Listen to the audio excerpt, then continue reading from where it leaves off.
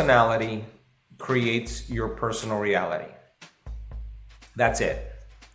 And your personality is made up of how you think, how you act, and how you feel. So the present personality who's listening to this podcast has created the present personal reality called their life. So if you believe what I just said, then in order for you to create a new personal reality, a new life, you're going to have to change your personality. In other words, nothing changes in your life until you change. That's the way it is. So it turns out the 90% of the thoughts that we think on a daily basis are the same thoughts as the day before. Same thoughts lead to the same choices. Same choices lead to the same behaviors. Same behaviors create the same experiences. The same experiences produce the same feelings and the same emotions, and those same feelings and emotions begin to influence our very same thoughts. And our biology, our neurocircuitry, our neurochemistry, our hormones, our gene expression, our immune system, all stay the same because we're staying the same. So then there's a principle in neuroscience that says that nerve cells that fire together, wire together. You keep thinking the same thoughts, you keep making the same choices, you keep doing the same things, you keep creating the same experiences that stamp the same networks of neurons into the same exact patterns, all for the reaffirming of the same feeling, and you do that for 10 years on end. The firing and wiring of those circuitries begins to hardwire the brain into a very finite signature. That box in the brain that's created is the same level of mind. And if you keep doing that, it becomes automatic. And it turns out that 95% of who we are by the time we're in the middle of our life is a set of memorized behaviors, automatic emotional reactions, constant habits, hardwired attitudes, beliefs, perceptions that have happened just because we've just fired and wired it the same way. So there's a good possibility then, in order for us to change, we better start thinking about what we've been thinking about and change it. We have to become conscious of our unconscious habits and behaviors and modify them. We got to look at these feelings that we feel every single day, and instead of just thinking it's a feeling, say, what is this? Is this guilt? Is this sadness? Is this unhappiness? Is this pain? Is it frustration? Is it resentment?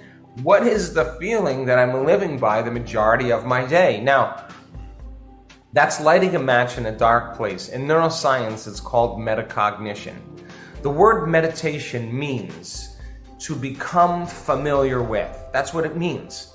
So the more familiar with you are, I can't, it's too hard, I'm never going to change, it's my ex's fault, it's my boss's fault, it's my country's fault, it's the government, it's the weather, it's my pain. Whatever that thought is that you accept, believe, and surrender to on a daily basis that's automatic, you have to become so conscious of that unconscious thought that it doesn't slip by your awareness unnoticed. You got to catch yourself saying, I'm tired, I'm unhappy, it's someone else's fault. Do you complain? Do you blame? Do you make excuses? Do you feel sorry for yourself?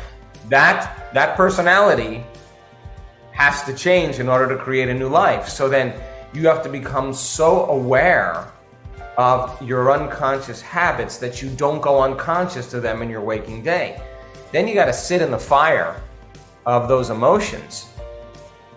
And you got to watch those emotions come up, and you have to sit with them and know that there's something on the other side of them. Now, this is where most people get up and say, I can't meditate, or I'm going to call up my friend, or I'm going to get on social media and make a post. I'm going to turn on the football game. I'm going to get distracted because I need something out there to make this go away.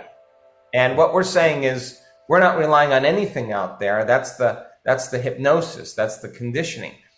We want you to just become so familiar with that feeling that you catch yourself in your waking day. The moment you start feeling sad and your energy drops, you catch yourself. So there's an unlearning process, or a breaking the habit of being the old self process that requires a lot of attention, a lot of awareness, and it takes energy. You gotta stay conscious, right? If you think about great leaders in history that changed the course of many different cultures, what they did that was so important is they had a vision of that future.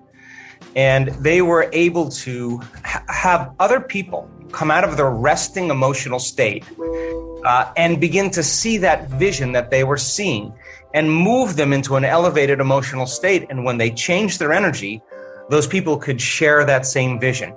Well, if you combine a clear intention and an elevated emotion, those two ingredients change people's state of being. Now the person has just moved biologically from living in the past to living in a new future in the present moment. And that's what caused millions of people to begin to make different choices, to behave differently, to do different things. And if you get enough people doing that because of mirror neurons, everybody's observing everybody do it, and you create a collective consciousness. And great leaders have the ability to, based on core principles, whether it's justice or freedom or equality, to have people see that same vision and then move them out of their resting state into an elevated emotion.